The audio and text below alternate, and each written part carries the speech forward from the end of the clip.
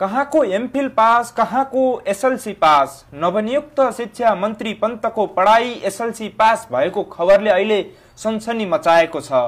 चोक चोकको चिया पसल, चौतारा, 2-4 जना भेट हुने ठाउँ जताततै नवनियुक्त शिक्षा मन्त्री पन्त र पूर्व शिक्षा मन्त्री विद्या भट्टराईको प्रसङ्ग कोट्याइहाल्छन्। अहिले नेपालीहरूको समय कटाउने र खाना पचाउने जल्दो बल्दो विषय शिक्षा मन्त्री काण्ड बनेको छ। विद्या भट्टराईको आकस्मिक र रहस्यात्मक राजीनामा र रघुजी पन्तको हतारको नियुक्ति, यी दुई विषय आपसमा गहन तरिकाले उल्झेका विषय हुन्। हालसालै चलन चल्तीमा आएको पन्तको पढाइको प्रसङ्गलाई खोतल्दै जाने हो भने उनले कति पढेका छन् भन्ने कुराको प्रसङ्ग विद्या भट्टराईले एमफिल उत्तीर्ण गरेको विषयसम्म पुगेर अन्त्य हुन्छ।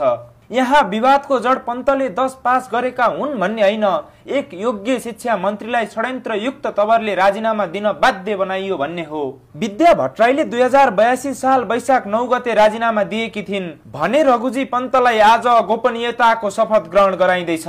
तैपनि शैक्षिक संकटका बेला पन्तको नियुक्तिको धेरै आश गरिएको छ भने भट्टराईको राजीनामाले जनताहरू निराश देखिन्छन्। देशभरका सामुदायिक विद्यालयका शिक्षक र कर्मचारीले शैक्षिक गतिविधि ठप्प पार्दै काठमाडौँ केन्द्रित आन्दोलन चर्काइरहेका छन्। यसले गर्दा चालु शैक्षिक सत्र 2082 कक्षा 12 को बोर्ड परीक्षा तथा माध्यमिक शिक्षाको नतिजा प्रकाशन समेत प्रभावित भएको छ।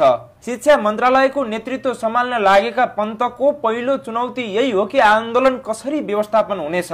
विगतमा पत्रकारिता हुँदै राजनीति र विभिन्न मन्त्रालयको जिम्मेवारी सम्हालिसकेका पन्तका लागि शिक्षा क्षेत्रको यो जटिल अवस्था समाधान गर्नु अग्नि परीक्षा जस्तै बन्ने देखिएको छ भने उनलाई यो कार्यकाल वहन गर्न हम्मे पर्न सक्ने, तर पन्त राजनीति र कूटनीतिमा कच्चा खेलाडी भने होइनन् भनेर विश्लेषकहरू बताउँछन्।